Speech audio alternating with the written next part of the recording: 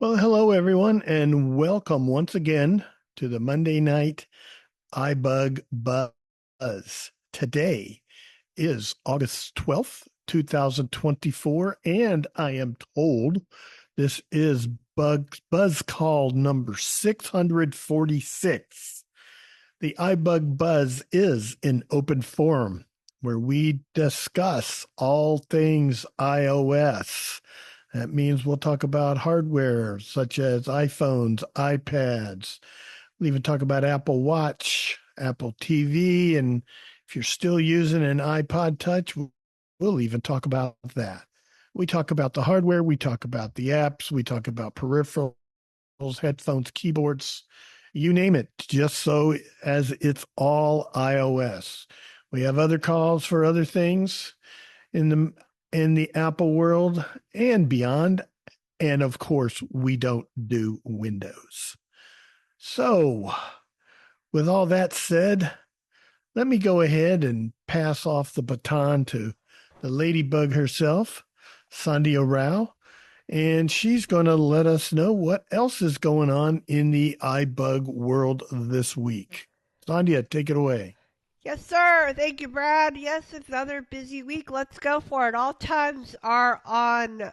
Uh, all times are central. All events are on Zoom, right where you are, right now. Don't move.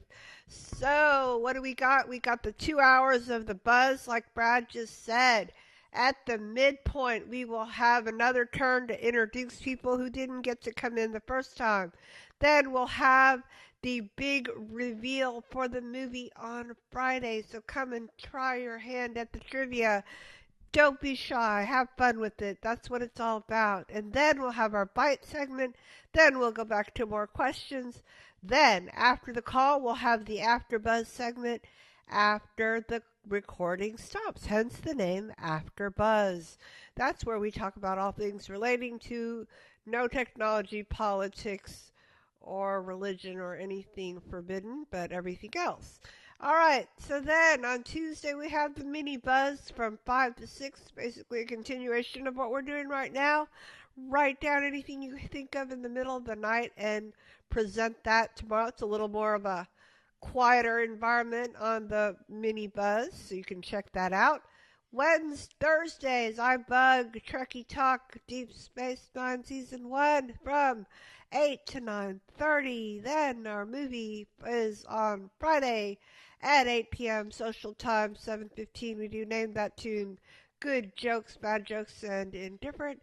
And just a time to hang out and do Argle Bargle. After the movie, we'll discuss and trivia. We are off this weekend, so let's enjoy. But we were not off this past weekend. We did the iBug Cafe. She led that discussion, and Miss Maria Christic did the demo. A very comprehensive, the word is comprehensive for today, is about the Safari app, and that will be posted very soon, we promise. So check that out. That's a very important app for all of us. Then, how can you listen to and keep up with iBug? You can visit our website at ibugtoday.org, ibugtoday.org. 21 events every month. I've only given you a small part of it. Register, and then you can get notifications of those. You can also listen to all of our trainings on our website, on YouTube, on your favorite podcasting app, and on FaceTime. Facebook, sorry. All right, so we hope that you will avail yourself of these resources. They are all absolutely free. Thank you to all of our volunteers that make all this possible. All right, Brad, handing it back to you. All right. Thank you. As always, lots of good stuff going on the iBug calendar. So let's see, as we always like to do to get things started, let's go around the room and see who's here. And we ask you to say your name, say where you're joining us from, and most importantly, we would like to know if this is either your first time joining us here on the iBug Buzz, or If you're just completely new to iBUG, we want to know about that too. We always like to recognize our new members and maybe even find out a little bit about you if you care to share. So to get things started, as I failed to do in my opening, my name is Brad Snyder, and I am joining from Dallas, Texas. Good evening. And welcome, Julie. Who else did I hear? Robert Marie from and Chandler. Reno. Robert and Marie, and welcome everyone. Pete from Florida. Hey, Pete. Jacob from Michigan. Hey, Jake. Hello. Jerry from Vermont. Jerry, welcome. Vincent in New Jersey. Hey, Vincent. Hi. Helene in Woodstock, New York. Hey, Helene. Ned from Texas. Hello, Ned. John from Canada. Hello, John. Welcome. Cindy from Chicago. Welcome. Brian from Ontario. Hey, Brian. Good day, Brad. Good day, eh? Good day. Derek Gloria from Houston. Hello, Gloria. Hi. This is Dee from Vanessa, downstate. Hello, Dee. And Vanessa, Georgia. And Vanessa, welcome. Hi. Derek from Houston. Hello, Derek. Linda, Texas. Hello, Linda. Hi, Brad. Liz, Fort Worth. I'm sorry. I Jody didn't from hear New that. Hampshire. Hello, Jody. I think I missed somebody there, but hello, welcome. Sri from Virginia. Hello, Shri. Greg in Texas. From Austin. Oh, John. And I didn't catch the other one. Greg in Texas. Oh, Greg. Hey, welcome. And another one. Dawn from Houston. Hello, Don. Welcome. Okay.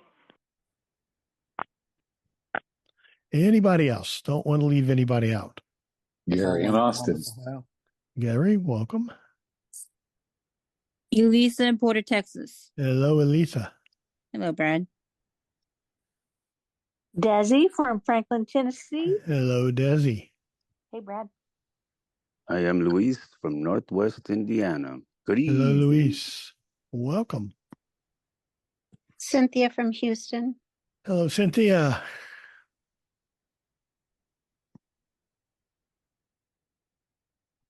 That everybody? I know Sandhya from one, Houston. there's at least one more out there. And there it is. All righty.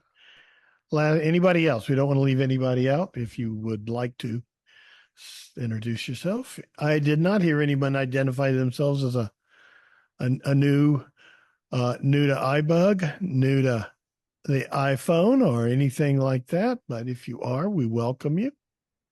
I think we all know how this works. We ask you to state your name, wait to be recognized by either myself or Sandhya. We don't use the raise hand feature. Try and not talk over each other. Be respectful and give whoever is speaking the opportunity to complete their thought or whatever it is they're trying to say. And we'll all do the best we can. Before we get started, I wanted to follow up on something that we talked about during last week's call. I believe it was Jake asked about using a external microphone with his iPhone. And one of the microphones that was, a couple were recommended. One of them was the Audio-Technica ATR 2100 that I have and am speaking on right now. And it is a USB microphone. And I said I had never tried it out, and we wondered about connecting it. Well, I gave it a try, and I connected it to my iPhone 15 Pro, which has a USB-C port on it. So I was able to just plug the microphone right in. There was no need for the camera adapter. The iPhone recognized the microphone. It popped up an alert asking me if the microphone was a headphone or another device, because the microphone does have a headphone jack on it. And I was able to use the microphone just fine. Just a couple of things to let you know about. As soon as I plugged it in, because it has a headphone jack on the back of the microphone, of course, voiceover stopped coming out of the iPhone speaker. I had to plug in some headphones into the microphone so that I could hear my voiceover and anything else that was coming out of the iPhone. I did notice that headphone jack, when it was plugged in, I wasn't getting any sound, and I wasn't sure what was about that. And I played with the headphone jack, unplugged it, plugged it back in, and I was able to then get sound. I used the Just Press Record app, which is a popular recording app, and I've had it on my iPhone for a long time. And I was able to make a recording. The only thing I'll say was the volume was really low. Coming out onto the recording from my Audio Technica. I didn't find any way to change the output level of the microphone. I played with that. I didn't get that result when I used either the iPhone's microphone or the AirPods Pro that I tried out. I did try another microphone. I have a H1 Essential recorder that allows you to connect it to something and use it as a USB digital microphone, and it did not have the low volume. So the reason I bring that up is just play with different things and play with volumes. I could hear the recording from that Audio Technica mic. It was just very low volume. So anyway, it was really simple to hook up a digital mic. It was nice to know I did not need a camera adapter or anything like that, and it worked very well. So I just wanted to follow up on that. We talked about that last week. So now let's move on to what we're really here for, is questions from all of you. As is our usual custom, we like to start out with anybody who's new to iBUG, new to the iPhone. We didn't have anybody identify themselves, but if you feel you are a new user, by all means, please take the opportunity to get us going.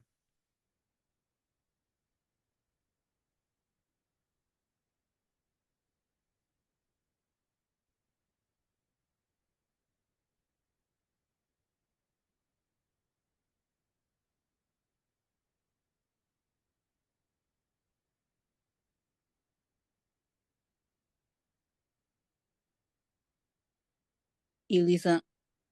Go ahead, Elisa. So I have I guess I could say I have a question, but I'll wait if somebody else doesn't have one. I guess I can go. Okay. No, go ahead, please.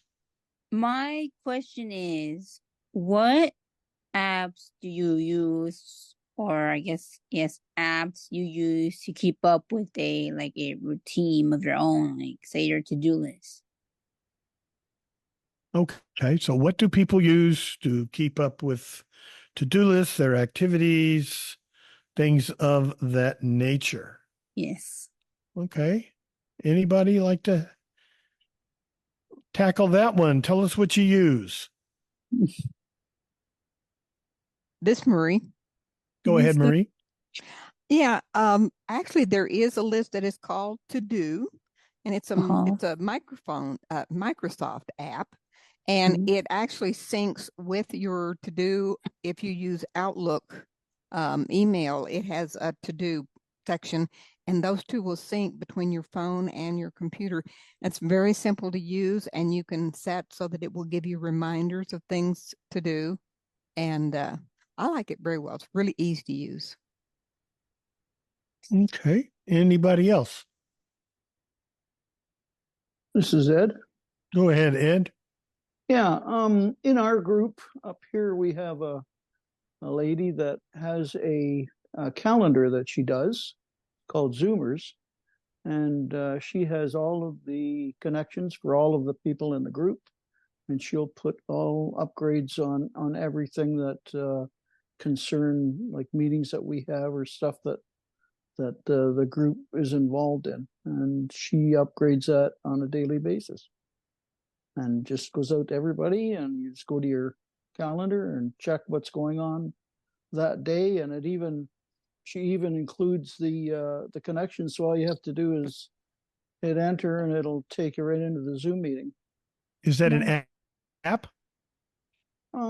No, well, I don't know. It's just a catalog or a calendar that she started, and she named Okay. it Zoomers. Okay, it's just a shared calendar in your calendar app. Okay. Yeah, I don't know where she got the calendar. I guess it's probably just the one that's normal. You Okay. just put your own name on it, but it works great. Everybody loves it.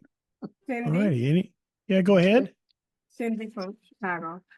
Yes. So I use the reminder Uh-huh. apps and note app, and I also created my own little to-do list.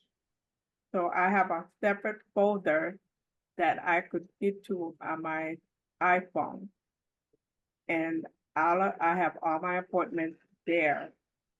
And of course, get ready to get mad, Sandhya. Braille. So Very those are nice. mine. That's nice. Very nice. Okay. Very good. This is This Dee. is Jerry from. Oh, go ahead. Hang on. Yeah, go ahead, Dee, and we'll go to Jerry. Oh, okay. I use the Native Reminders app a lot, and because it can remind me of things that I have coming up, and you can also do like grocery list and everything on there. Otherwise, I use the Very calendar. good. All right. All right, Jerry, go ahead and then let's wrap this one up. Go ahead, Jerry. Jerry. Okay, well, we lost him. Well, anyway, that was a number of good suggestions. I'm back. Sorry. Okay, Brad. go ahead. I use an app called Things, THINGS. Okay. And it has a hook in to calendars, to-do lists, schedules.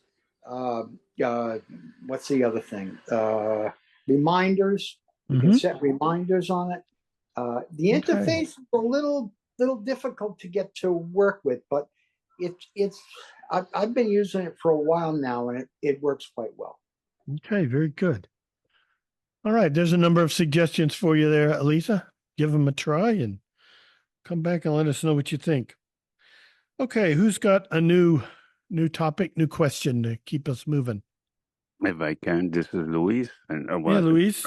My first comment is this. So I have to thank you all again. I'm 2 months in to using my 14 Pro Max, and now that I've learned the gestures, gotten comfortable with them, I'm not so emotionally attached to that home button anymore. There you So go. I have to thank you all for suggesting that. However, this second one is I just recently came across this, and I don't know if anybody else did. Inadvertently, I switched my typing to direct touch typing. And in doing that, I locked myself out of my phone because I couldn't, double tap. It was as soon as I touched the phone, it was just entering the number. So I didn't realize, and I was on the phone with Apple Accessibility. We went through all this change and whatnot. And then I just out of curiosity, I asked them, does it have anything to do with my typing direct touch or what have you? And they said, well, let's check it out. And lo and behold, that was my problem. After locking myself out for 5 minutes, 15 minutes, and fortunately enough, you don't have to wait to 24 hours anymore. So I just want to let everybody know, if your phone is on direct touch, you have to switch it back to standard. So, but thank you for that.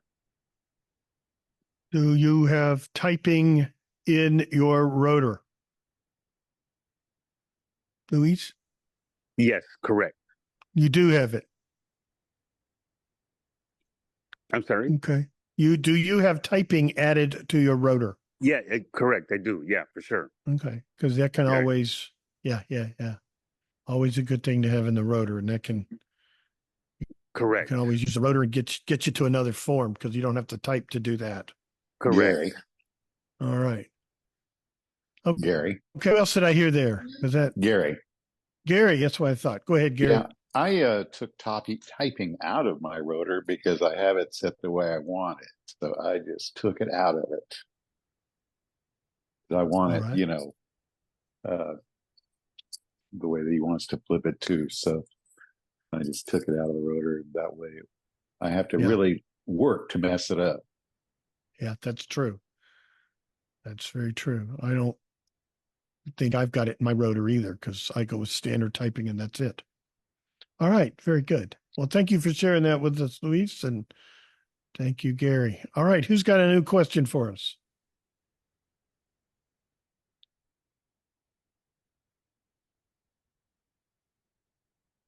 This is John. Go ahead, John. I have what I'd consider sort of a foundational question, and I've asked pieces of this before, and I know Pete has responded. I have had a problem with dictating using the native apps, and I have gone through a number of headphones. I'm now using the EarPod Pro, but it doesn't matter if I'm using the speaker. Words are omitted, phrases are omitted. The dictation will frequently stop after, say, 10 or 15 seconds. And I don't know whether I'm asking too much of the machine. I don't know. I understand that the machine is perhaps based on Ray Kurzweil's original device, and I just don't know what the problem is. I think I am a good dictator. I try to pace myself, but I'm very frustrated, and I wonder if someone would take another stab at telling me something else I should try. Thank you. Okay, thank you, John. Who can share some tips and recommendations for successful dictation on your iPhone?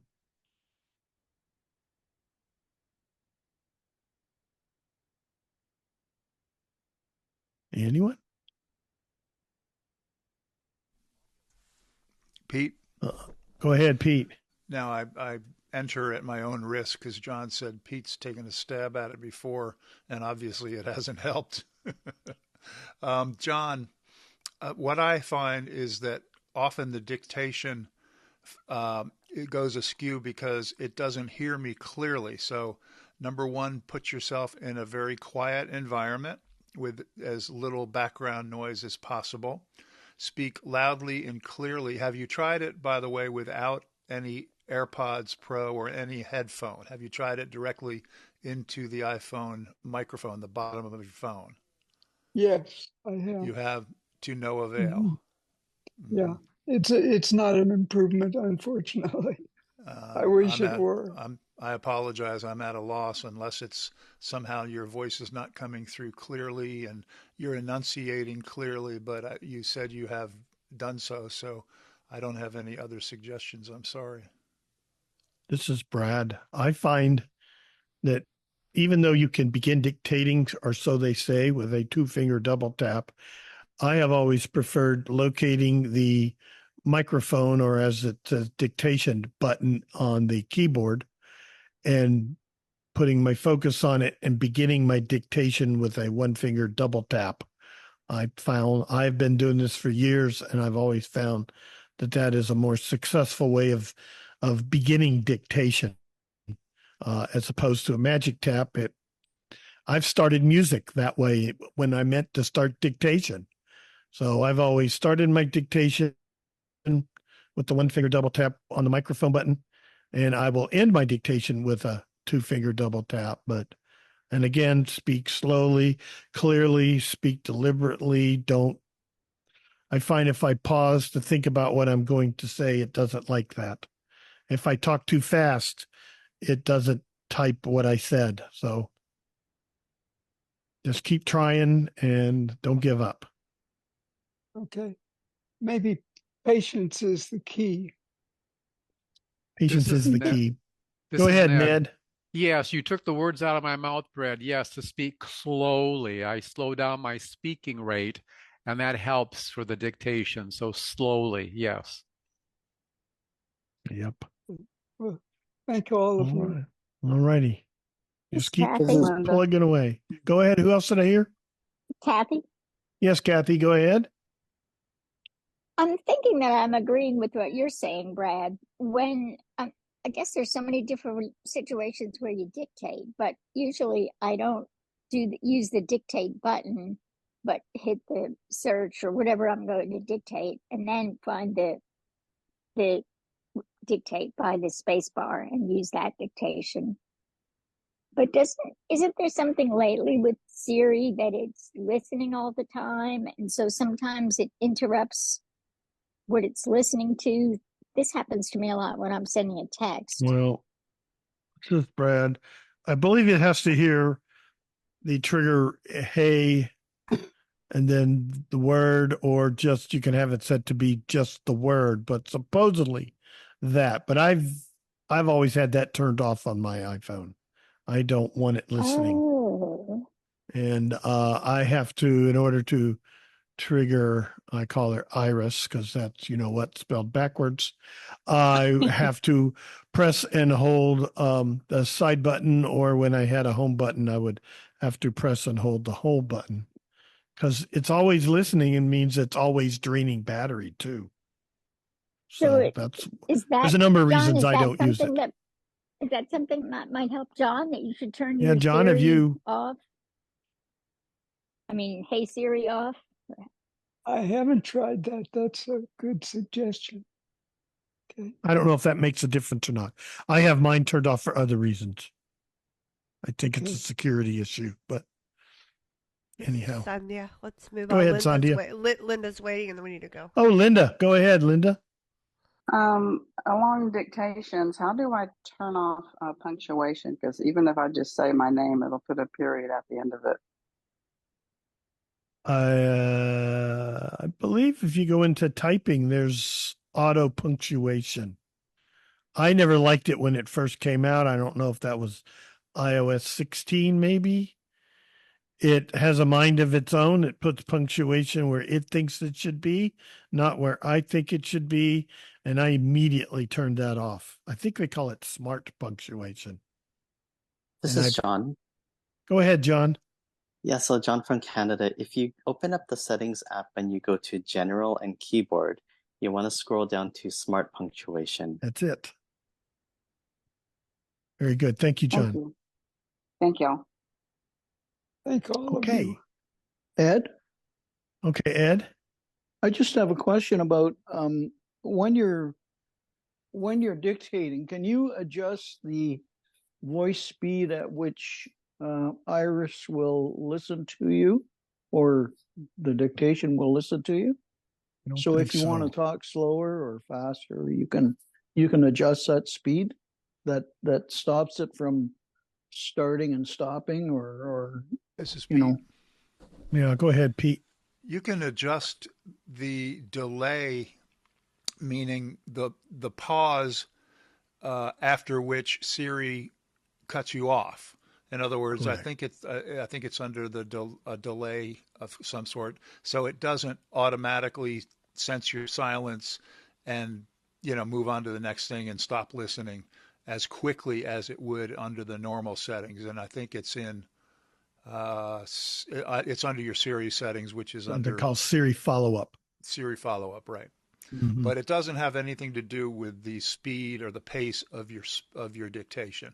It just has to do with if I talk to you like this, Ed, and then I go, at one point with normal settings, Siri will interrupt me or move or stop listening.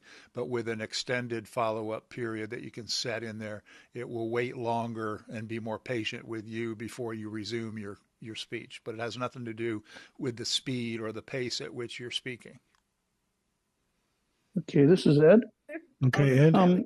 Is there also can you put in, like, if you're dictating, can you say stop and start? like so it'll stop listening and then start listening, or is that asking too much of it? I don't think it's set up for that. I'm sorry, Sandhya, Okay. was there somebody else I missed? No, that was me. Let's go on, please. Okay, Cindy, yeah. Thank you. Cindy, I have something to say. Okay, real quick, Cindy, and then we're going to move on to something else. Okay. So what about an external keyboard? Nobody wants to use those. I mean, Yeah. I know I used to have trouble, and now I use a keyboard, and it is so much easier and so much faster. Right. So there you go. Well, okay, thank you. That's a good suggestion. All righty, who's got something completely different we can move on to? This is Paul. Go ahead, Paul. Yeah, I think with one of the last two updates, I got something switched on my settings. Somewhere in accessibility, there is a switch to, if you turn it on or off, you pick up the phone or pull the phone away from your head and it will go to speaker automatically. And mine has somehow gotten turned off. Where is that Okay. setting? Who can tell Paul how to, where the setting for automatically, you're talking about when you're on the telephone, correct? On a phone call. Well, yes. It will switch from earpiece to speakerphone. Yes. Right. Who can tell Paul where to find that setting? This is John from Canada. Go ahead, John. People can correct me if I'm wrong. I think it's when you open up settings and you go to accessibility, voiceover, audio, and then scroll down to auto select speaker. I think that's what it's called. I think that's close. If it's not correct, it's in there. Yes, it is in voiceover for sure. And it is auto select. I don't know. I can't tell you what I know it when I find it though. Okay, thanks, guys. Yeah, give that a try and see what you can find, Paul. Okay, who's next? Who hasn't had a chance? This is Marty. Go ahead, Marty. Lately, it worked for a while, but lately when I go into a web page, and you know how when you click on, I think it's page settings or something like that, and then they have page scale, show reader, and then listen to page. And when I click on listen to page, I get the tones, but I don't get that Siri voice or whatever reading the page. Nothing happens. Brad, do you have voice? You have voiceover on, right? Yeah, I have voiceover on, but it's not voiceover. If that works with voiceover turned on. I don't know if that works. That's probably like it does with voiceover. But what I have done is I turned the speech off. But it did work with voiceover turned on. Okay. But nothing's happening now. So I have to do either, do the normal voiceover or do the reader. I use the reader because if you just do it normal with a double, two-finger click down, it reads all the extraneous stuff on the page, you know that. Mm-hmm. And that's why I like that listen to page option. Anybody using listen to page? Maybe share your experiences. This is Pete. Go ahead, Pete. I have not had any difficulty with it, Marty, and I keep voiceover on. I've never tried it with turning off speech, but I don't know why. Well, yeah, because you probably wouldn't hear it if you turned off speech, but I've had no other problems with it. It's a really good feature. This is Marty. If you turn speech off, the only reason I turn speech off is because you get those three little tones in the beginning, like the start tones. It's like a, and then it would start playing the page. Okay. Yeah. It's just anybody else? Anything in Gary. settings? Maybe that. Oh, go ahead. Go ahead, Gary. Yeah, I use that too. I never even turned anything off. I just go to where it says listen to page and it just plays it. It does that little sounder at the beginning, and then it plays it. I didn't even think about turning the speech off. This is Pete. I bet that's your culprit, Marty, turning speech off. I'd keep it on and tolerate the tones. All right. Yeah, I've never used it. I just. Yeah, they're pretty unobtrusive. There we go. All right. This is Greg. This is Helene. Okay, Greg. Let's do Greg, and then let's move on. Yeah, I was just going to follow up on John's answer about the proximity sensor, and he was correct. It's voiceover and audio and select speaker and call. That looks like the setting. All righty. This okay, is Helene. Yeah, go ahead, Helene. A new question. Yes, please. I was wondering, I tried to use my directions today because someone was taking me to a doctor and they were having a little trouble. So I said, why don't I just ask? And I just asked Iris to, take me to blah, blah, blah, blah. And I got all kinds of choices of routes. Do you want Uber, Lyft, many, many choices, routes, walking, driving, and when I tried driving, then it said close.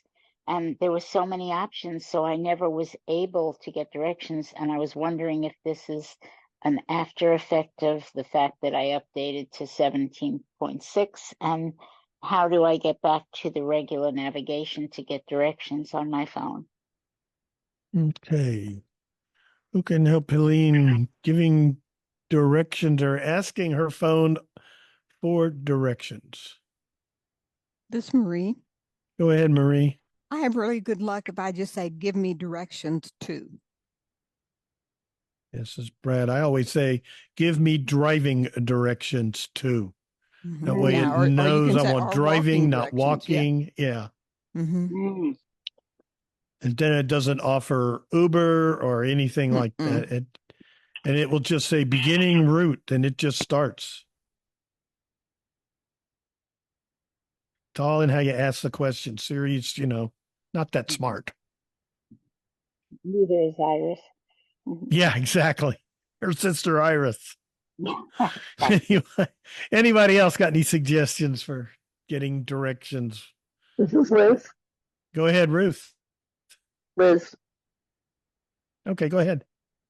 When I make my contacts for like the doctor's office, I put in the name of the doctor, the place it's at, the phone number, and the address. So if I need to get directions to the doctor's office, I just open that contact and click on the address, and it goes straight to directions. Oh, very good.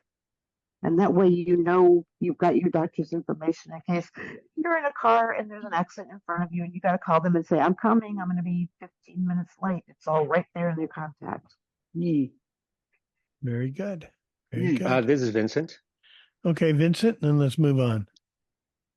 Yes, I had an issue. Apparently, I had stopped sharing my location using maps.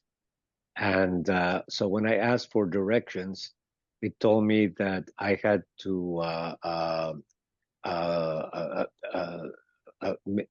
habilitate share my location, and so I had to go to private settings, Siri, and share my location. I don't remember. I guess I must have done it, fairly recently. I updated my phone. I don't think it was related to the update. But somehow I had stopped sharing my location, and it just didn't give me directions. Kept this is Brad. I experienced the exact same thing after the 17.6 update, and I think the update did something because I would ask it to do something. I would ask it to call something, call Dallas Water Utilities so I can pay my bill over the phone, and it says I have to enable location services first. I'm like, why do you have to do that? It's in my contacts. But once I did, and I would find it would do that on other things. I might ask a question about where something is, and I never turned it off. So I just went in and to, like you said, privacy and and turned it on, and it started working just like it always has. So I think there was something in that 17.6 update. Well, anybody else experiencing this thing? This is Brian. Go ahead, Brian. Gary. Gary, hang on. Let's go, Brian, and then Gary. Yeah, I'm having issues with text messages for some reason, even though people are in my contact, and I could be even in there. If I say to Siri, hey, Siri, send a text message to so-and-so, even though they are right there in my text messages, I can't find so-and-so. Interesting. Okay, go ahead, Gary. Yeah, I was just saying I had that same thing happen just recently, and I was trying to figure out where to go change that. So it's in privacy somewhere, I guess. Yes, I didn't it is. see it. Maybe I didn't go far enough in privacy to see it. Is it privacy and location services? And I just had to turn the global thing on. Yeah, I'm gonna have to find it because I always had it Go on. check it out. Yeah, it was off I was on looking mine. for it yesterday. I needed to have it at that point, and I didn't get time. Anyway, that's just my agreeing with that whole situation happening to people. Yep, So. it was strange. It turned it off somehow. Go ahead, Pat. I have had the same issue since 17.6. Mm-hmm. And I'm like, I'm calling somebody. Why does it need a location? Exactly. I was like, what the heck? And I'm like, so I went in and, some apps I just have settings when I'm actively using the app, but I just gave up because no matter what I was doing, it was asking for location services. So I did like you did. I went in and turned it on. I'm like, why do I have to do this? Who turned it off? Right. Exactly. Well, I'm glad to know it's not just me.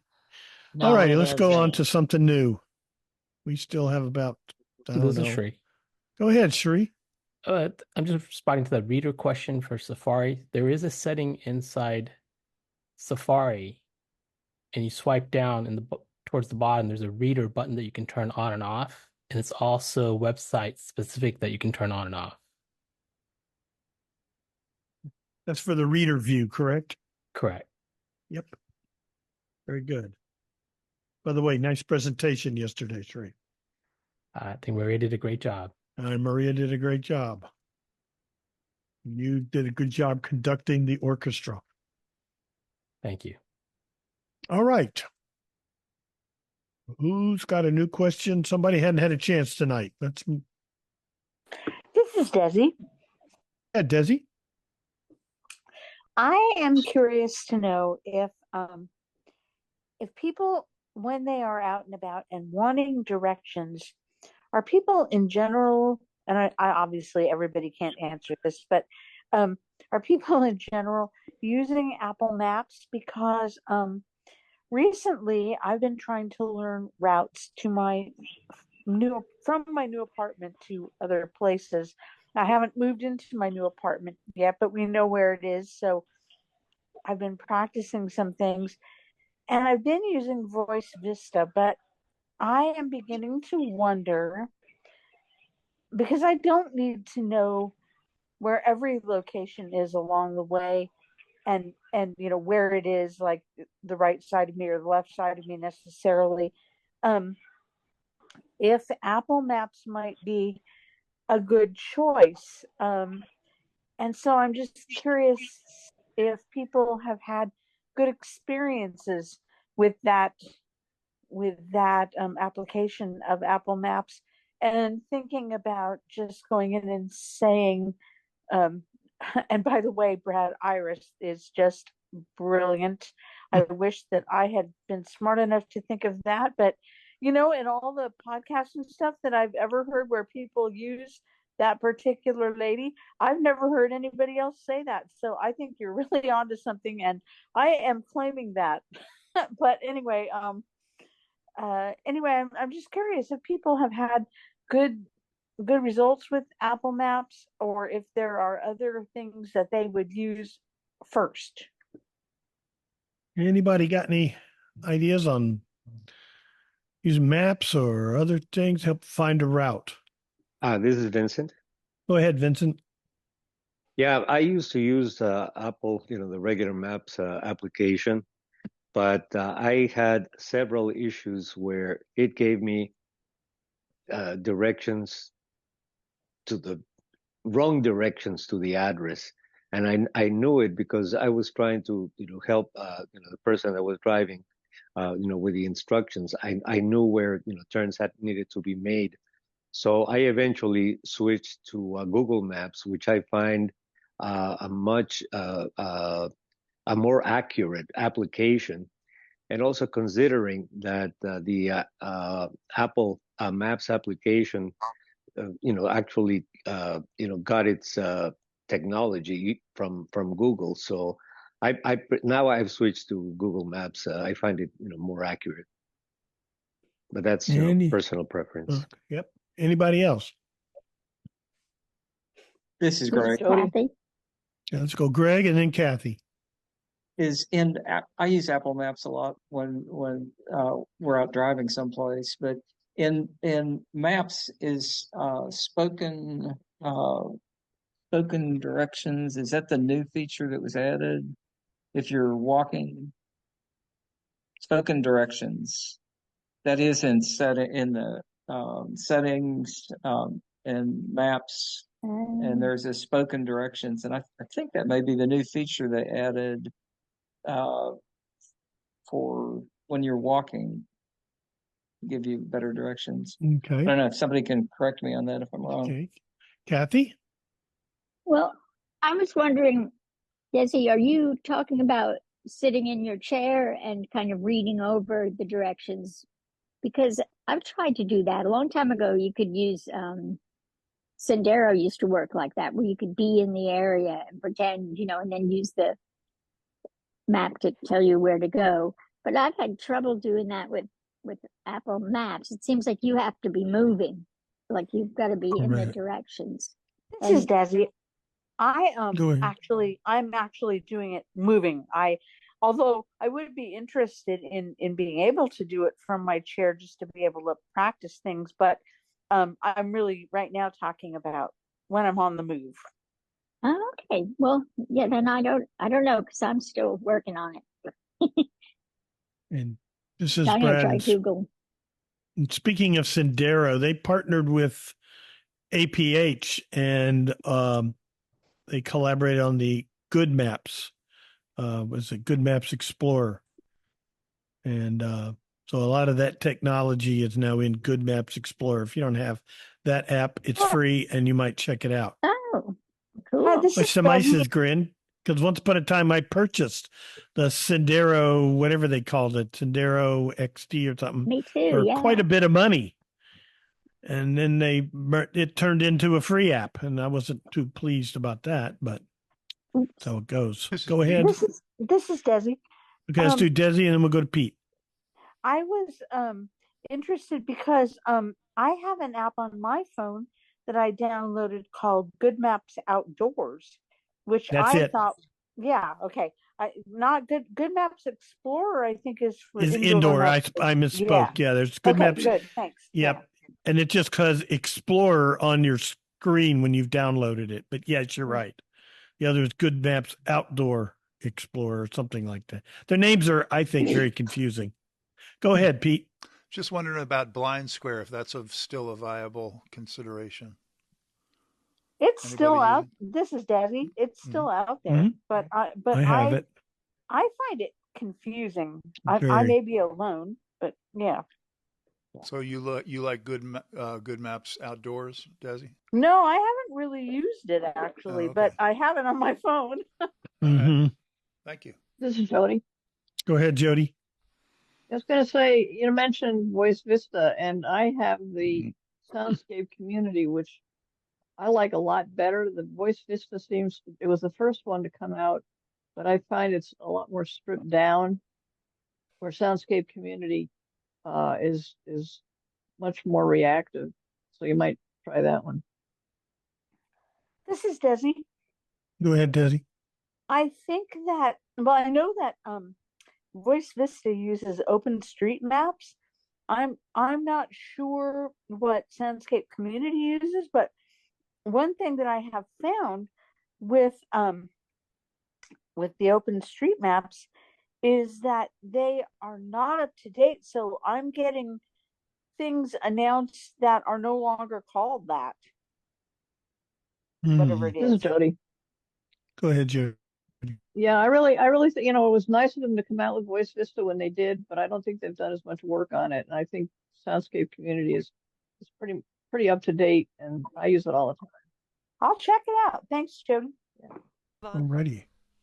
Yeah, let's move along. We got about just under 10 minutes till the halftime break. So let's see if we can get a couple of more questions in there, especially if somebody hadn't had a chance that'd like to get in there. This is Alice. Go ahead, Alice. Perfect. I transferred my data from my old phone to my new phone. Okay. But the apps I need are not working. I don't know what, like my Ira Explorer is not working. Few other apps that I had downloaded to my own phone. I don't know what happened. I don't know what I did wrong. Why didn't my music list, my playlist, it didn't transfer over. My Ira didn't transfer over correctly. So the Ira wants me to put in a whole new ID type of thing, put in everything like I'm a brand new member. Is there any reason Ira should just ask you to sign in by your phone number, and then it should send you a text message. Well, it says, I'll try it again. But as far as my playlist, my security system, other things did not transfer to my new phone. Well, this is Brad. Some things like maybe your security system, I know like my bank, I have to delete the app and re-download it from the app store and then sign in before it will work. It does not like it if I transfer it from my old iPhone. I know that's for sure. It took me a while to get that figured out. Because even though I'd sign in, set up Face ID, it wouldn't take it. Every single time I had to sign in. And so any problematic app like that, you might try deleting them and re-downloading them in the App Store. But I've never had a problem with Ira going from one iPhone to another. This is Shri. Go ahead, Shri. Did you, just a curiosity question, have you been backing up yours through iCloud? Mm-hmm. That's the first thing. I had someone helping me. That's the first thing they did. Okay.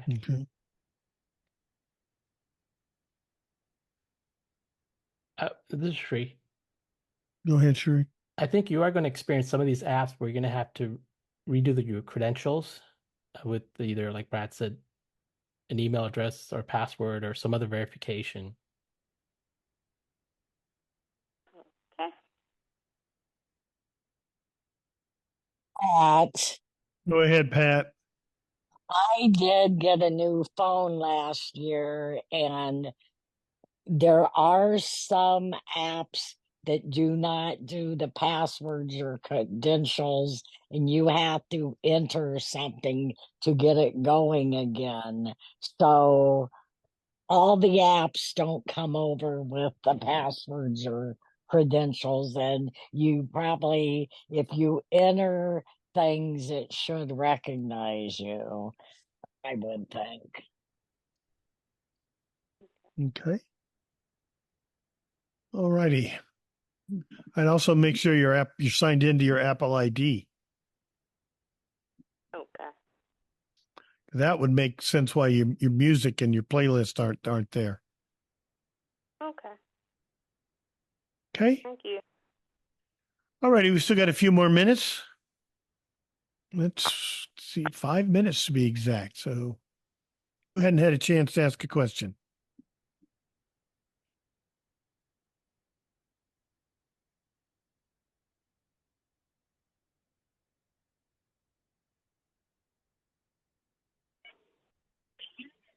This is Gloria.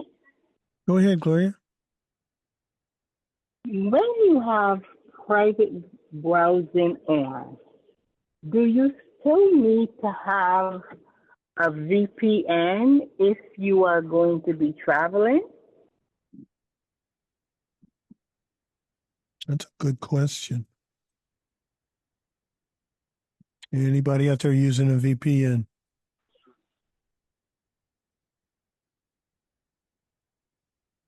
I have one, and I find it's necessary I feel it's necessary if I'm using a Wi-Fi like in a hotel.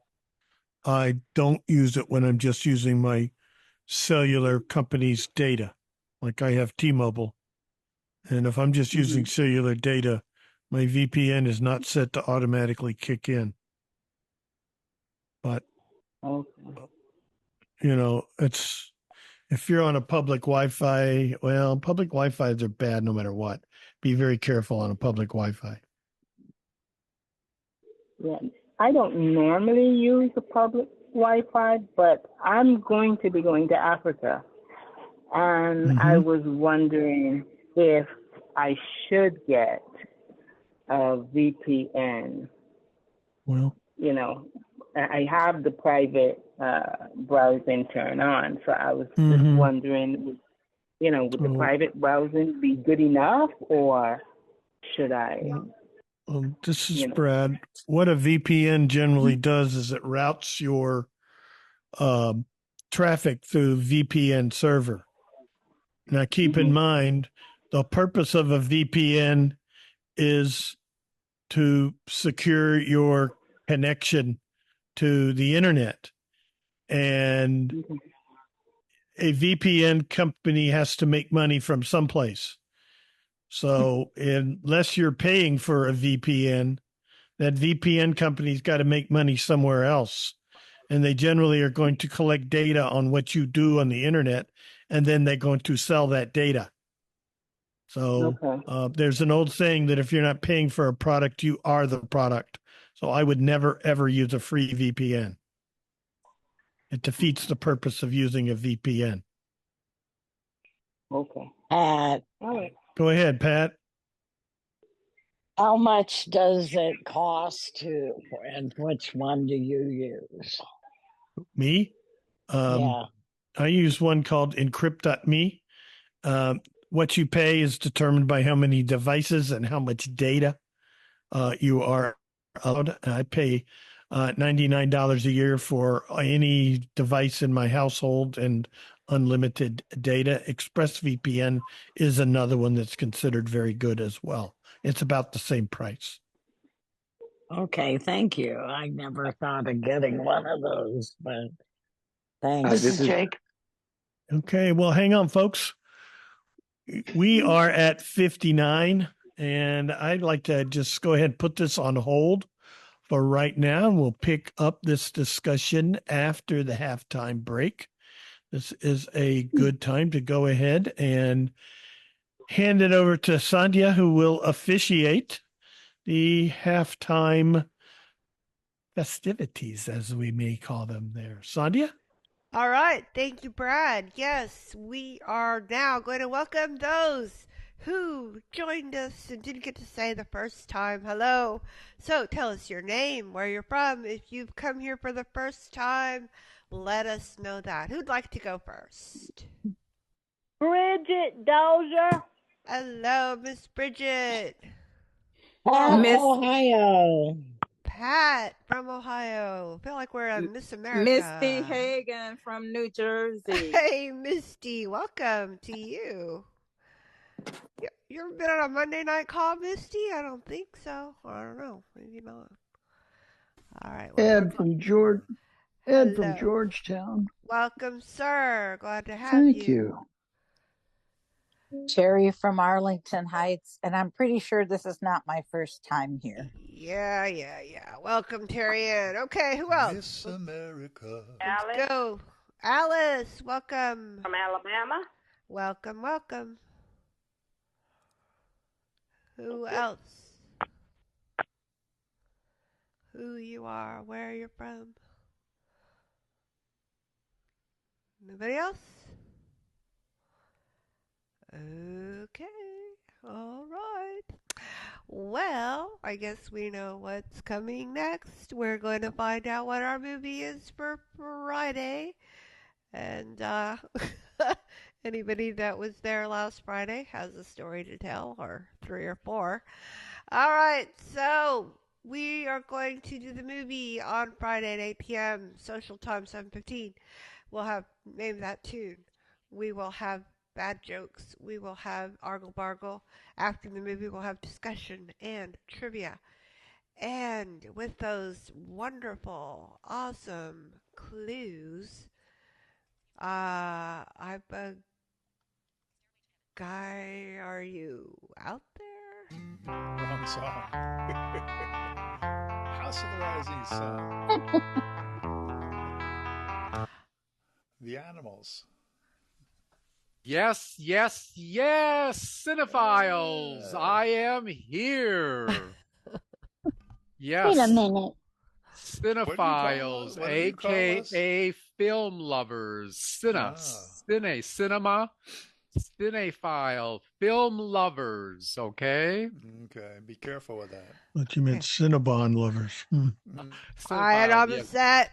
Go ahead, Ned. Okay, also known as film lovers. This is Ned with Michael's movie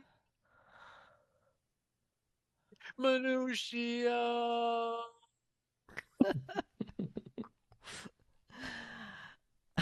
Okay. Come on, you can squeak better than that. There are some rules before we get to the clues. The rules are please state your name and wait to be recognized. There are 5 clues and you have 1 guess per clue. If you've guessed within the last 3 weeks correctly, you are ineligible to participate. We are unmuted during this time, so please minimize your background noise to have no background noise. And we need the title of the film, not the actors or plot or setting. Okay, so clue number 1. Our film this week takes place in the Big Easy. And our film this week takes place in the Big Easy. Everyone needs to unmute. Had to mute.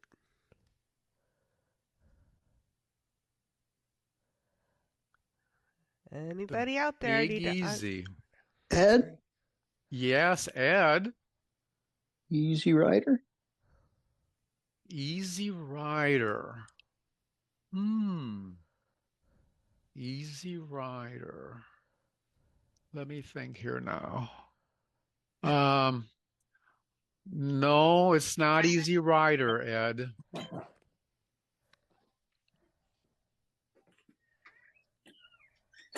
Okay. Any others? Going once, twice, 3 times. Okay. Clue number 2. Our protagonist has the ability to change identities as the situation demands. The film finds what its clients need, shifting from comedy to romance to thriller.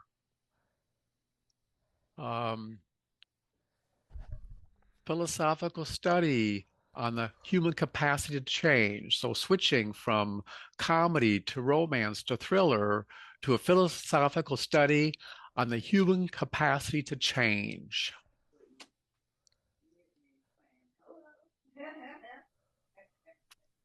This is Shri. Yes, Shri. Is it the Saint? The Saint. Saint. Saint. The Saint. Mm-hmm. The Saint. The Saint. No, it's not the Saint. Good try, Shri. Not the Saint.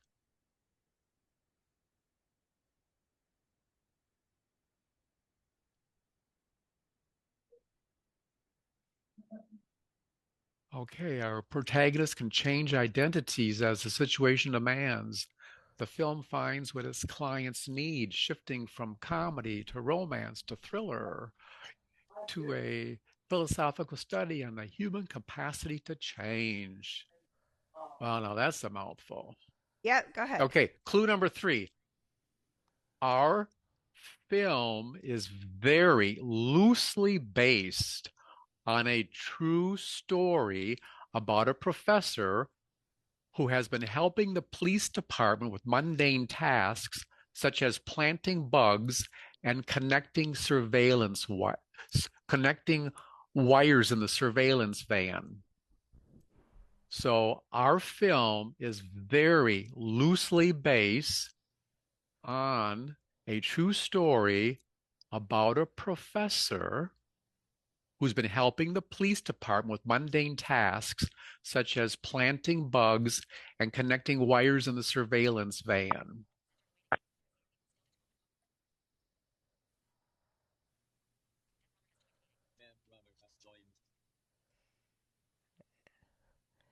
Come on, anybody, take a chance. Unmute yourself and take a stab.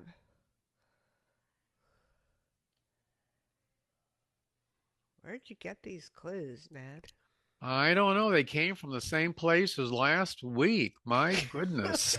You need a new source. Yes, Shri. How about the Hitman?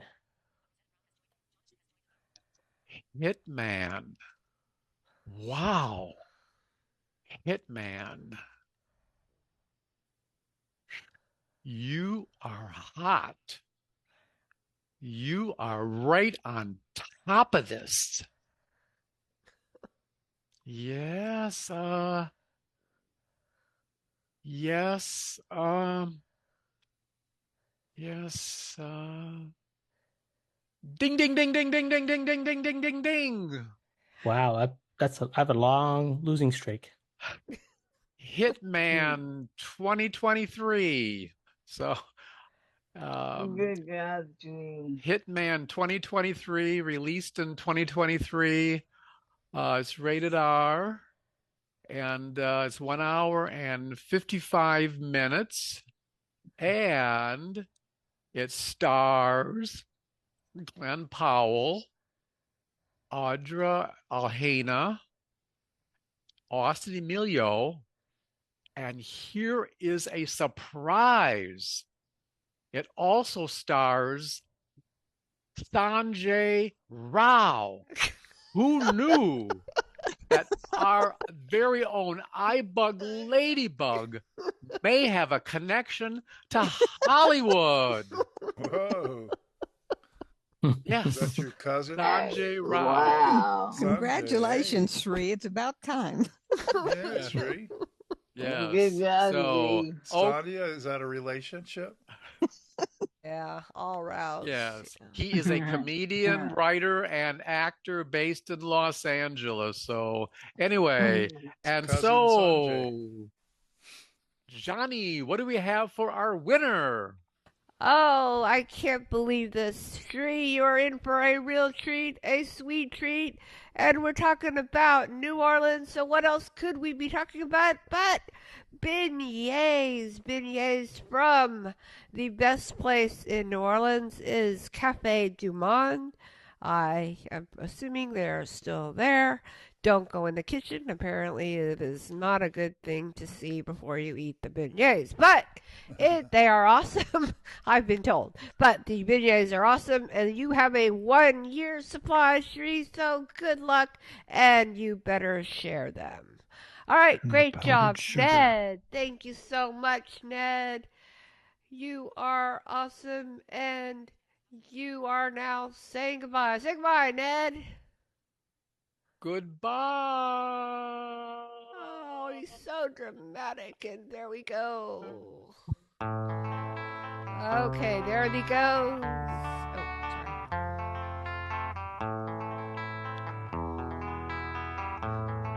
sorry. Okay, well, we get the point. Thank you very much, and in case we missed it, we are...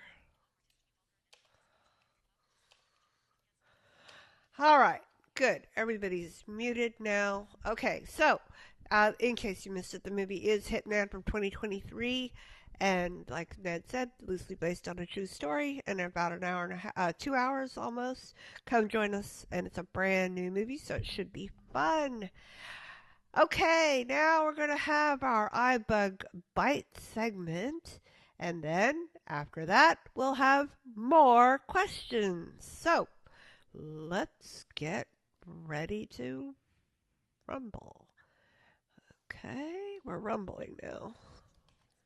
Today, we are going to be talking about how to find that elusive email. You know you got it. You know you read it. Not sure if you responded. So the time has come to find it and figure out the fate of that email. What you need to do is we're going to go into the Mail app and do a search. So I'm going to open the Mail app. This is the native Mail app. Mail. No unread emails. Double tap. Mail. And right off the bat, it'll show you, it'll have different mailboxes that I have. It'll have mailboxes, heading. All inboxes, 4 unread messages, button. That's all. SrayoTexas@gmail.com, 3 unread messages, button. And then these are individual mailboxes. Yahoo, 1 unread message, button. So for our purposes, we're going to stick to the all inboxes. That's where I want to do my search. Get the most bang for my buck. All inboxes, 4 unread messages. Double button. tap there. Select it, messages, discover card. You all inboxes, heading. So I'm in my inbox there, and it's showing me my Discover card transaction, which I don't want to look at. So then we're going to look for the search button. All inboxes, search field. Right there, double tap. Search field is search field. I'm going to search for the word iBUG. Dictate. iBUG. Inserted iBUG. Okay, so what happens? Keep swiping to the right. Current mailbox. Top hits. Heading. So then it tells you your top hits. iBUG today. iBUG Cafe. August 11th. Wednesday. Forwarded. The upcoming iBUG Cafe is our weekly iBUG. All right, so that event is passed. That's not what I was looking for. Keep swiping to the right. Suggestions. With heading. Single finger. So now it's telling me about suggestions. Heading. Suggestions. And I swipe one more time. iBUG today. So here's something. I had only said iBUG. The phone is saying, hey, maybe you really meant iBUG today. You might get a more comprehensive search. So maybe you want to try that. So we can try that. I'll just say, okay, good. Can double tap on that. Today. Top hits. Heading. And then we get another list of search results. Search results. iBUG today. iBUG Cafe. August 11th. Wednesday. So we got that View already. iBUG today. iBUG Cafe. iBUG today. iBUG night at the virtual movies. August 9th. 8/5/24. View this email in your browser. iBUG today. iBUG fall 2024. iBUG today. iBUG today events for August 7/31/24. That is the one I wanted. I wanted that list of events. So I can now, that's the one I want. iBUG today. iBUG today events for August 7/31/24. Forwarded. View this Double email tap. iBUG today. View this email in your browser. Link. The upcoming free iBUG training and social events for August are listed below. Note, all times listed are Central Time. All right, so there we go. We have found the email that I wanted. But there are a few more filters. Let me go back out. So we're going to go back to the... For all inboxes. 4 unread messages. Back button. So we had already gone through the suggestions. And then if you keep swiping right with one finger, the next filter you have is... Sender contains iBUG. Whether the sender's name has iBUG in it. Can do that. Subject contains iBUG. Whether the subject has iBUG in it. Attachment name contains iBUG. The attachment name has iBUG. So now you have found the email and you're done with your search and you want to go back to your messages, what do? Top hits, heading, current mailbox, Swipe button, right. Selected, all mailboxes, button, cancel, button. There's the cancel button. Double tap that. Cancel. Mailboxes, back button. Search, messages, discover card. You have a new statement. And oh dear, there is that discover transaction alert. So we're back to our inbox and back to reading our email. So there are some ways or filters to help you locate a specific email. Enjoy. Good luck. Have fun. All right. We will. All right. Who has any questions about searching for an email? Anybody? Say your name. Or not? Pat. Go ahead, Pat. They used to have filters like flag messages, and I don't know where that went. I think they got rid of it. But if you flag something so you could look at it later, that's what I used to do, and I think it disappeared in the search field. I've seen that too. I believe that's when you're, on an email, you can swipe up and get different options, but that would be a different topic, like searching for the flags that you marked. I will have to check that out. But yeah, I have seen that flag messages or deal with later. Those are the different options when you swipe up on a message within your inbox. But this is specifically a blanket search of your inbox. It's a little different. Like I said, they used to have it in as a search filter, but it went away, I think. Unless I don't know. I will have to look for it. But thank you. Okay, who else? This is Shri. Ed. Go Shri, then Ed. So Sandhya, when you did the search on the first layer or the first option, it only came with one email. Is there a way to change? Can we get more than one email, or is just one? It'll just only populate one. Yeah, that one where it said top hits, it just seems to pick the very first, the most recent. I don't know how. That's what I got. Okay. Thank you. All right. Go ahead, Ed.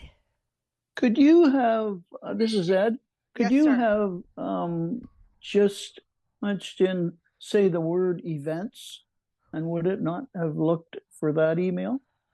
Yes. With the word events instead of going through... Right. For demonstration purposes, trying to show the different criteria. And then also I get events from other organizations. So I was trying to keep it kind of more focused. So, yeah. Oh, okay. Yeah, you can tailor it a specific, always the one danger, the more, terms you've got, the possibility of missing something, rises. So you got to be careful. So I like to keep it broader so you can make sure you don't miss something.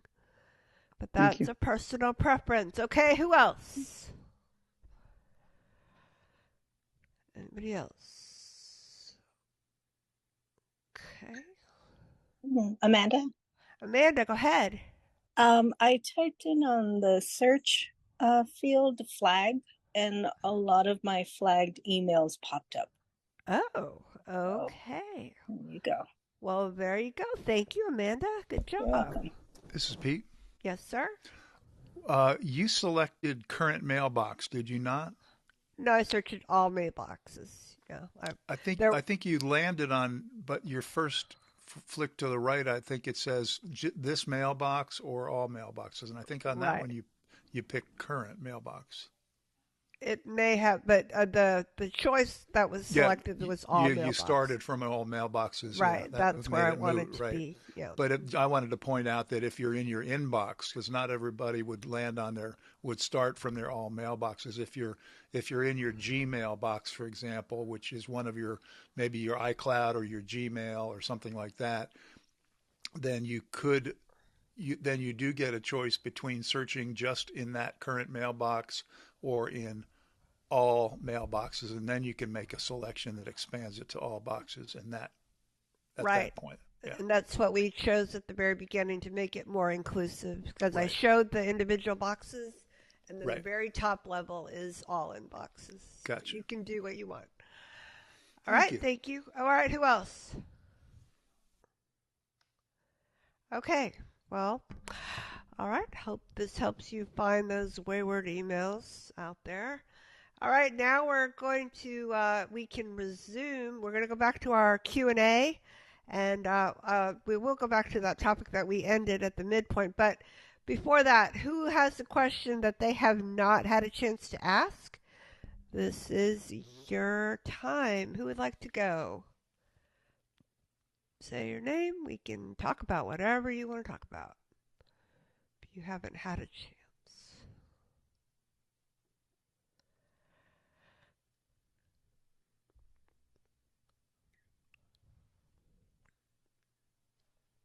This is Liz. Go ahead, Liz. Lately, I've noticed when I am in a text message or in a post on X or any other number of places, and I do the two-finger swipe down to listen to it, it will repeat it twice, 3 times, sometimes 4 times. Is that like something new, or any suggestions on how to get it to just read it once? All right. Anybody else who hasn't had a turn want to help Liz encountering this issue? Two-finger down swipe causing things to be read multiple times. Okay. Anybody notice that or not? So it just depends, Liz. Sometimes it's twice and more. I mean, Liz? Oops, I'm back. Well, it's at least twice, and by then I'm hitting the screen of my phone to tell it to stop. Okay. So Yeah. I don't know how many times it'll do it, but twice is more than enough. Yeah, in different contexts. So, okay. Yeah. All right. I don't know. Hearing anybody else? Okay. Keep Pat. trucking. Go, Pat. If you're in a text message, if you just tap on the message, it should just read it once instead of doing the two fingers. Okay. This is Liz. Go ahead. Yeah, I do that, and sometimes that will even read it twice. And yes, I turn my phone off and on like twice a day, trying to clear everything, and it's driving me crazy. All right. Okay. Thanks, Liz. Let us know what happens. Pete? Okay. Go ahead, Pete. Just a tip, Liz, if you're not familiar with it, the two-finger single touch will stop voiceover. So if you just got tired of hearing the voiceover read it a second time, just stop it with the two-finger single tap. Okay. All right, it's a moving on. workaround. Sorry. Thank you. Okay, keep going. Who else? New person, new turn, new topic. Let's go. Anybody? Who would like to Linda. go? Go, Linda. I have an email question. When you select your email, you can, flick up and delete, and then it has other options. When you go to more, I click on that, and then I go all the way to the end. It says block sender. Does that really work? Oh, good question. Does the block sender really work? Anybody? This is Cindy. Go, Cindy. Sometimes it doesn't, sometimes it don't. Okay, sometimes you feel like This a is nut. Liz. Liz. Yeah. Yeah, do a four. When you get to the more, if you do a 4-finger single tap at the bottom of the screen, it'll take you straight to the block the sender. And yes, it really works. Now, once you block it, you do have to go in and delete the email manually after that, but you won't get those from that email address. However, the label of the email address might be the same, but have different actual email addresses. Like they might all say Citibank, but the actual email address is not the same, and therefore it looks like it didn't work. But I do that all the time, and it has helped so much. Wow. You go, girl. You want to come and help clear out my dad's phone. Okay. Thank you, Liz. Yeah, good job. Okay, Linda, there you go.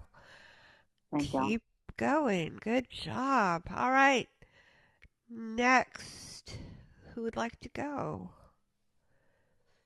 New person? Gary.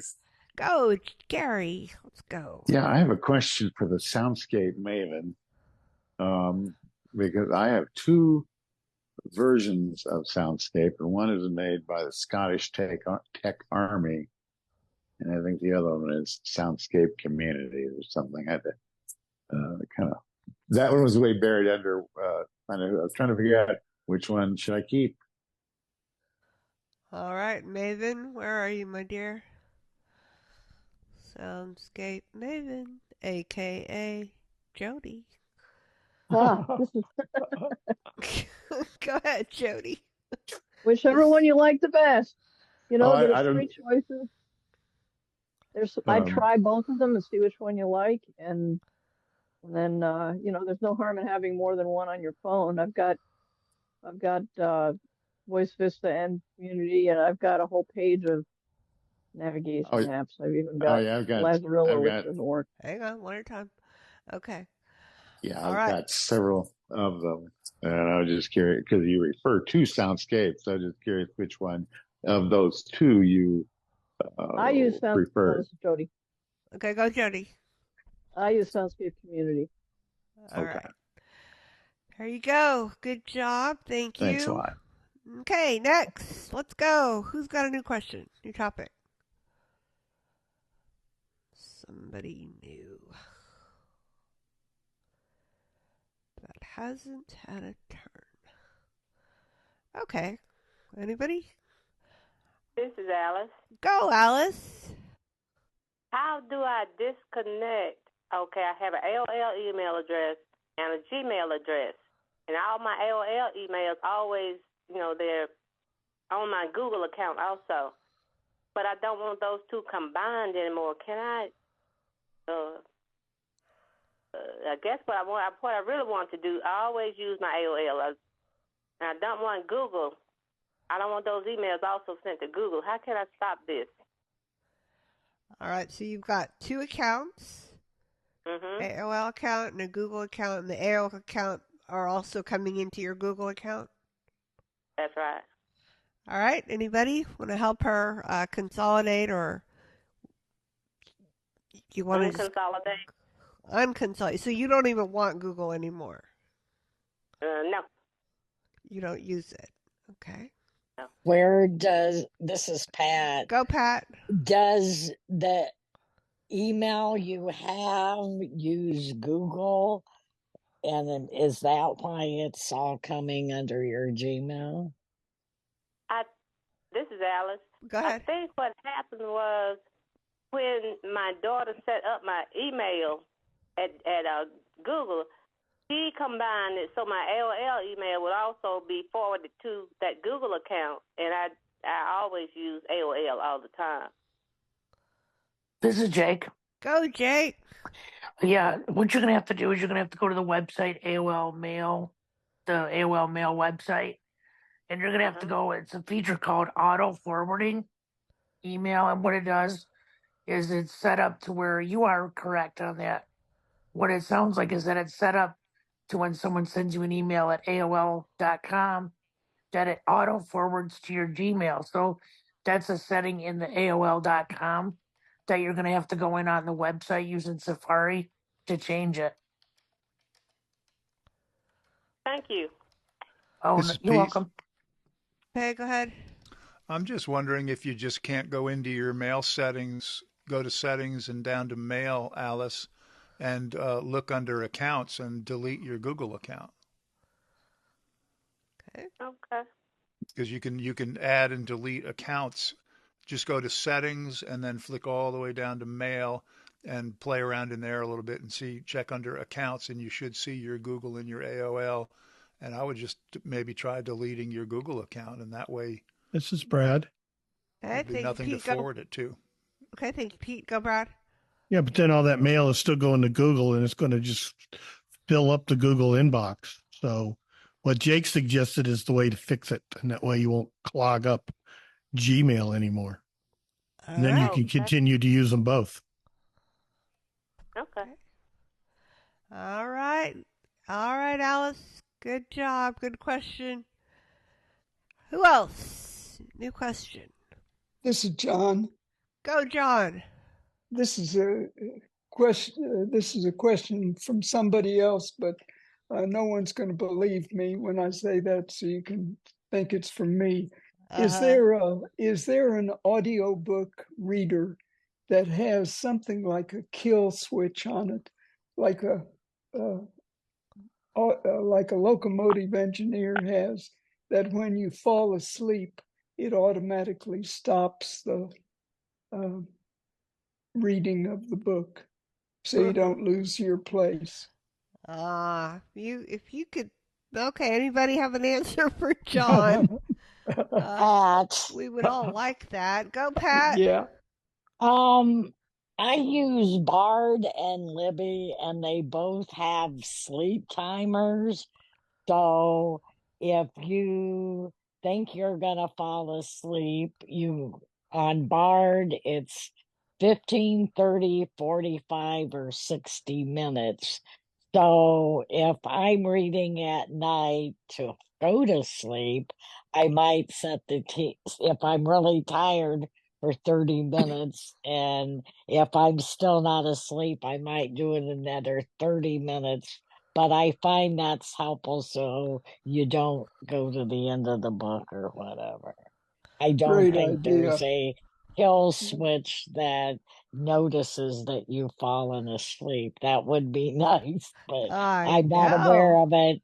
And they do have a sleep timer on the Libby app as well. All right, thank you. And I heard somebody else. Liz? Go, Liz. The kill switch would be nice because I doze off and on all night long and catch part of the book and then have to go way back. So what I started doing is once I know I'm getting sleepy, I click bookmark so that what I doze in and out of, that I know part of it, but not much of it, I can go back to where I bookmarked it and start from there. All right. Look at you. And the other thing, John, join the club. Just learn how to read the same thing over multiple times and not remember it. It'll be a new book. It'll be a new book every time, I guarantee. Stay awake, Jody. Okay, thank you. Go, Jody, and we're moving on. Go. Yeah, the one suggestion I have too is one of the new Siri shortcuts for Bard allows you to tell SIRI to set your sleep timer, which makes it really easy. And you can pick whether you want it to be 15, 30, or 45 minutes or whatever, just by asking SIRI to do it. Okay. The last comment I have is by the time you're doing all that talking with Siri, you're not going to be sleepy anymore. So she'll probably make some sassy remark, and then you get mad, and then the whole thing starts over. All right. Thank you all. All right. New question I have. I've rediscovered my HomePod that has been sitting on my dressing table for I don't know how long, and it randomly turns on, and I'm like, well, I need to start using this. So anyway, I got it down. It's kind of high up on a jewelry box. Anyway, I got it down, and I have had a really hard time of it's apparently it's not part of my network. It's on the same my same Wi-Fi network and so forth, but I can't. What is my question? I thought I could use it to just play songs or say something to her, but I've done something and now it's not reacting. I've tried pairing it. I did a little bit of pairing. It seems to like do things occasionally, but I thought I could use it to set a reminder, or does that just not have the capability like the A lady? Uh, anyway, my question's a little vague, but I can't seem to. The HomePod is not showing up in my network of devices. That's the bottom This thing. is Brad. Go, Brad. You need to check the Home app, Yeah, and you'll find it. Does it tell you? It will tell you like what network. Like I don't know if you're like me. I got two Wi-Fi's here for whatever reason, and um, it can tell me if it's on the same Wi-Fi as it's supposed to be on.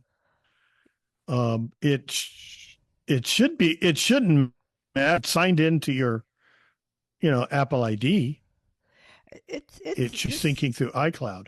This is Sandhya. It is there, but I thought I could like at least prior to my trying to interfere with it. It was like letting just play a song or whatever. But now it acts like it doesn't even hear me. It's not reacting to HEY Iris anymore. So there's a way. This is Brad. There's a way to reset it.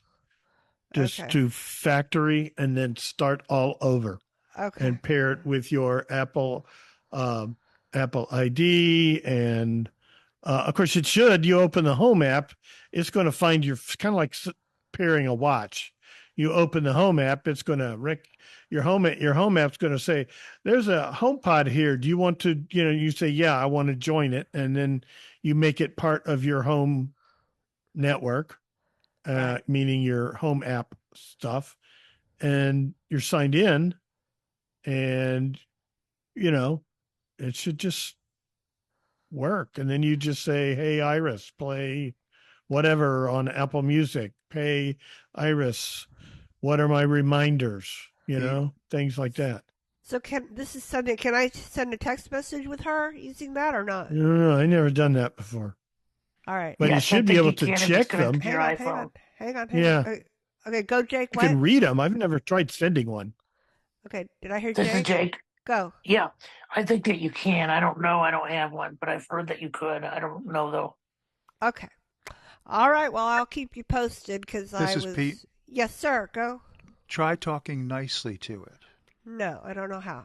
All right, next. This is John from Canada. John from Canada. Talk about nice. Go, John. Yeah, so I do have a HomePod, and I do a lot of the stuff you were talking about, like calendars, reminders, sending and receiving text messages.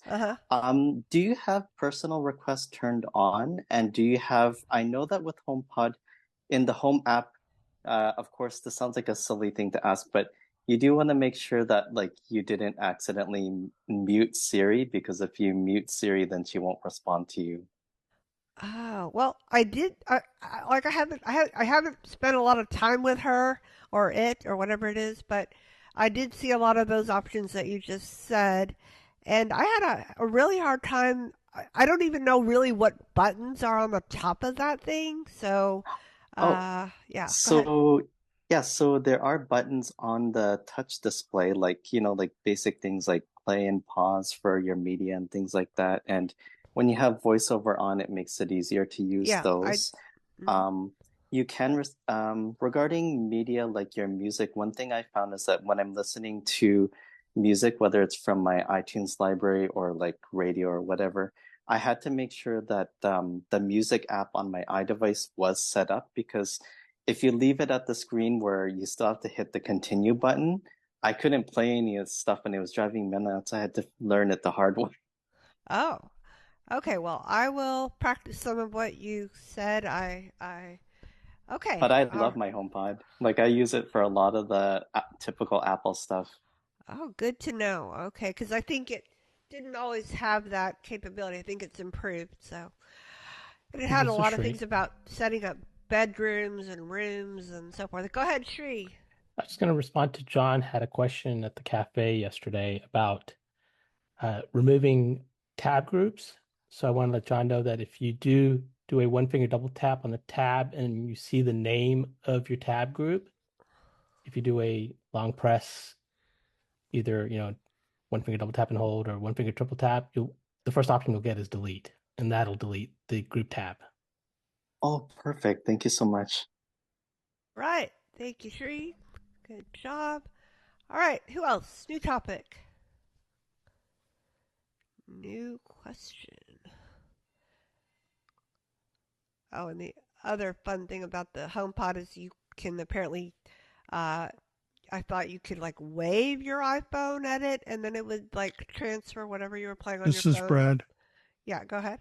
You have to put your iPhone up like within about an inch or so of, and then you'll feel it vibrate. If it's not working, you go to general settings on your iPhone, and then it's like under handoff. It's Yes. I always can't remember exactly what it says, but it's right above handoff. And I find if it's on, I have to turn it off and then turn it back on, and then it works. It may not work. I turn it off, turn it back on, and then it works. And I tend to use it like I play Sirius XM through my 24 hours a day, and so I started on the iPhone and then hold the iPhone near the HomePod, and it transfers to HomePod and plays over there. Okay, this is John. Go, John. So yes, he's exactly right. So handoff is the more convenient option. It just hands it off. And there, when you're in your settings, you can choose like always ask or automatic. As well for AirPlay, yeah, you can send stuff from your device to your HomePod or whatever Apple device you want as well.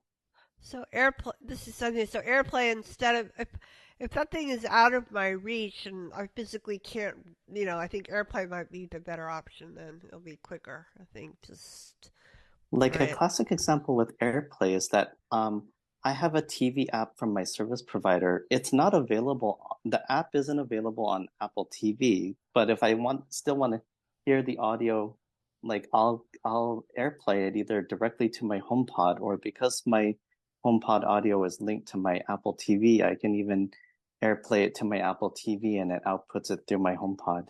So I love it. Okay, that sounds pretty complex, but cool. Very cool. Yes, sounds very cool. All right, thank you guys. Okay, enough about HomePods. Who else hasn't had a turn? Would like to go? New question. This is Jody. Go, Jody. I'm listening to a book with VoiceStream Reader, and then I go and do other things on my phone, and I go back to the book on VoiceStream Reader and hit play, and it doesn't play. If I take VoiceStream Reader out of the app switcher and open it again, then I am able to go into the library and play the book. But has anybody else had that problem where it kind of hangs up? Hey, hanging up VoiceStream reading book. Anybody?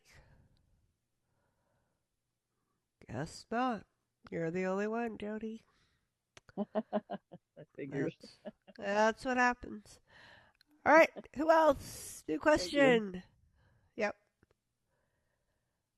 Let's go. Somebody with a new question. Let's have it. David? Go, David.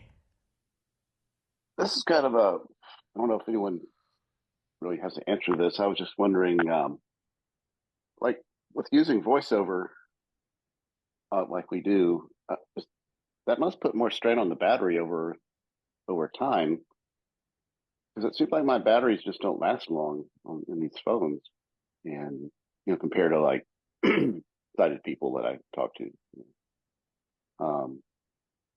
Now maybe I use them more hours a day than they do doing stuff, but I try to follow the battery health. They don't let it get down to zero to charge it, and don't charge it all the time. Leave it on the 100% all the time, and those things that are really bad for it. So I don't know if anyone's ever done a study or anything to see what it. Pat. Go, Pat. I'm done. Yeah, I heard Sri said. Oh, sorry, Sri, then Pat. Sorry. So my question to you, Dave, are you using the speaker with VoiceOver? Not very often. I typically use my earpods or some kind of Bluetooth headset. I mean, I don't like to blare it unless maybe when I'm at home and it's quiet, I might do it. But most of the time I'm using a headphone. And what is your battery percentage health at? Right now it's at 84, and I've had this phone almost 2 years. Well, I will tell you, if you do the math, that 84% is getting close to about 82%, 81%. So you're probably getting close to the point of, your battery's going to need to get replaced. Right. Yeah, I've noticed it doesn't last even a whole day if I'm doing much on the phone at all. I actually have to replenish it a little bit towards the end of the day. This is true. I think that's Okay, your culprit right now. Okay. You're getting too close to that mark of it needs to be replaced. All right, Pat. Thank you, Shriko. Pat? I was going to say, yes, voiceover does use battery, but we have to use it, so it's a necessity. But there's nothing you can do about that. All right. Jody. Go, Jody. I would think that for somebody not using voiceover and they're using the screen, they're going to have their brightness turned up. And I would think that would use up more battery than voiceover. So if you have your screen, either screen curtain on or your screen brightness down, like 20% or something, that you'd use less battery for the screen and maybe more for voiceover. But I use headphones all the time too. So it could be the Bluetooth that might be draining it too. This is Brad. This is David. Okay, Brad, and then David will move on. Go, Brad. I'd go into wherever it is, settings, general. I can't remember where it is, but background app refresh, and go through that list. Because if you've got apps that are refreshing themselves in the background, even though they're not open, that's going to eat battery up over the long term. This is another reason why I don't use Hey Iris. I don't want it always listening. That eats battery too. All right. David, go. See, what was I going to say? I don't know. Only you know. Only you know. He doesn't know. Okay. This is Marcia. Okay, hang on, Marcia. Okay, you come back and you.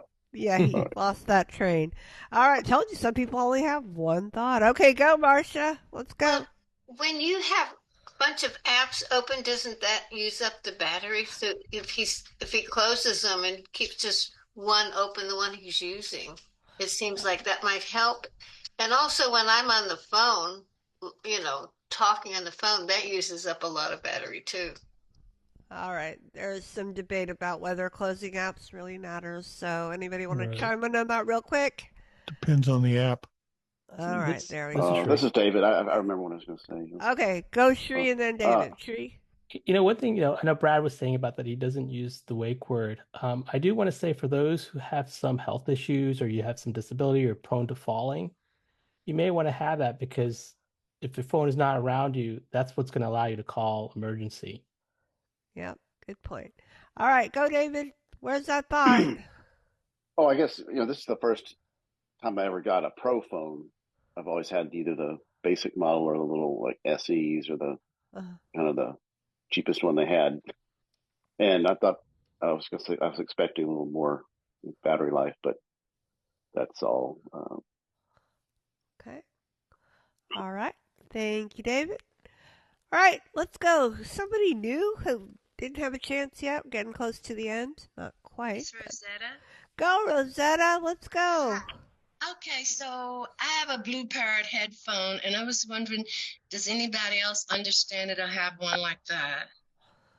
All right, I've heard of them. Anybody familiar with the Blue Parrot headphone? Is that a one-eared thing, right? Yes, it's a one-eared thing, and I guess a lot of truckers probably use it. All right, you're hitting the road. Okay, anybody?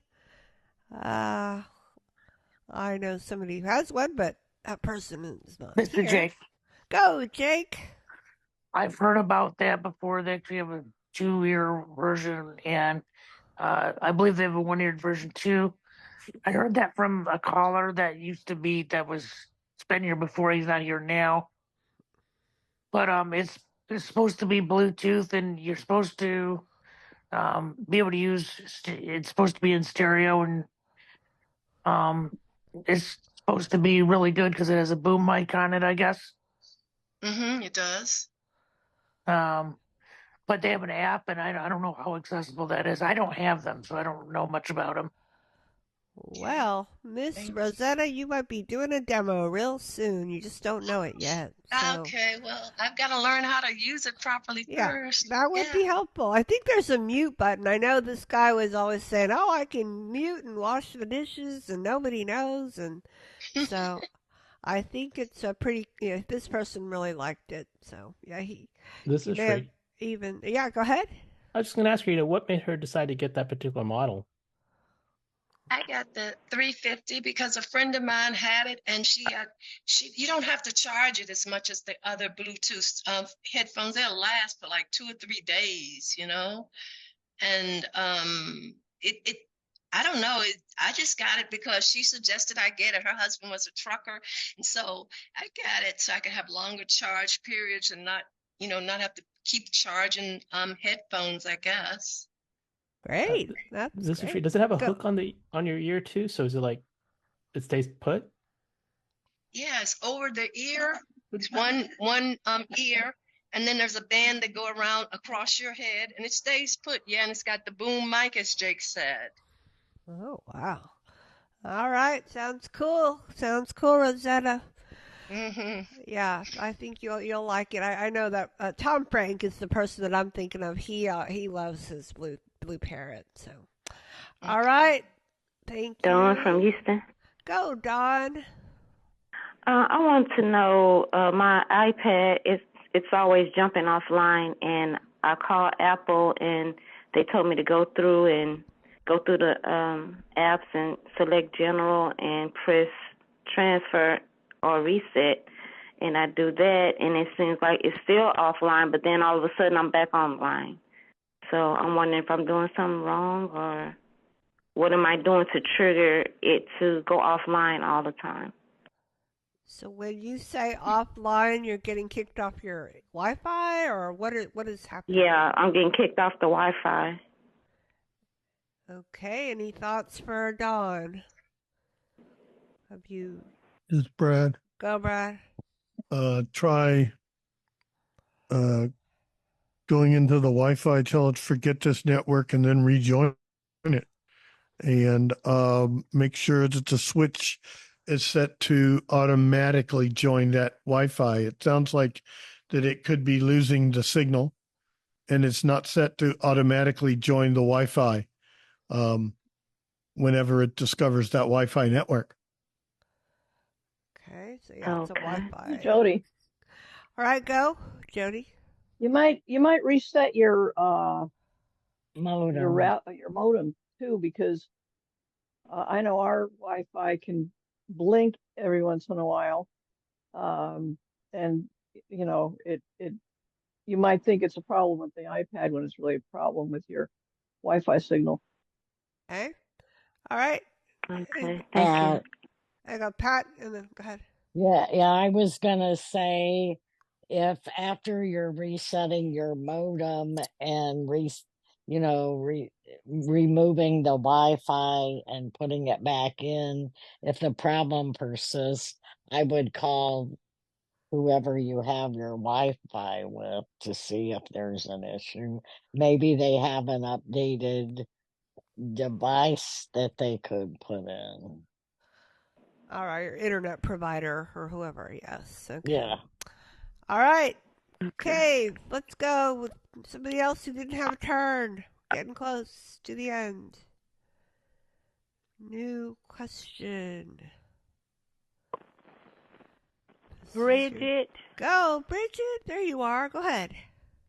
I just wanted to ask, have anyone had their internal antenna not working so you're not receiving incoming or outgoing calls? Well, that happened to my phone, and I took it to Apple, and they were just saying it was old. I have a 12, So the only thing they can say $400. I said, thank you. Call my daughter. So she called. She didn't have Apple insurance, so she called her carrier, AT&T. So she had to get another phone. But they never say why the internal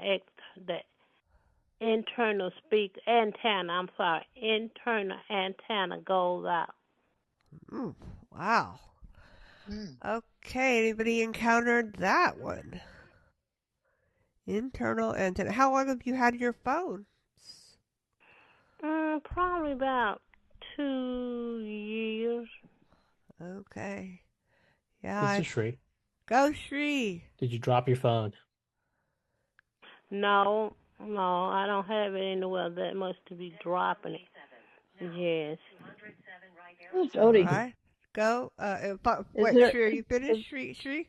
I was just going to say the antennas is typically right by the casing, the side casing of the phone, so that's why I asked if you dropped it. No, not to my knowledge. All right. Don't feel bad. I drop mine all the time. Okay, go ahead. Who was that? Jody? Jody. Uh-huh. Yeah, is there a chance that your airplane mode might be turned on accidentally? Oh, no, I didn't think of that. Okay. If airplane mode's turned on, then you're not going to get a cell signal. Yeah. But you've already got your new phone now, right? But you could maybe, if that's the case, you could return it if you can figure it out. So go check your airplane settings. But you took it to the store and they said this, so they would know that, I think. All right. Well, thank you. All right. Thank you, Miss Bridget. All right. So we are now at the end of our call. Brad, thank you so much for helping me facilitate. My pleasure. So much fun. You're the fun. Okay. So, quick review. Tomorrow, Mini Buzz 5 to 6. Thursday, iBUG Turkey Talk 8 to 9:30. Friday's the movie Hitman. Brand new movie 2023. And then be looking for the iBUG Cafe to drop, like Taylor Swift songs. We're going to drop episodes.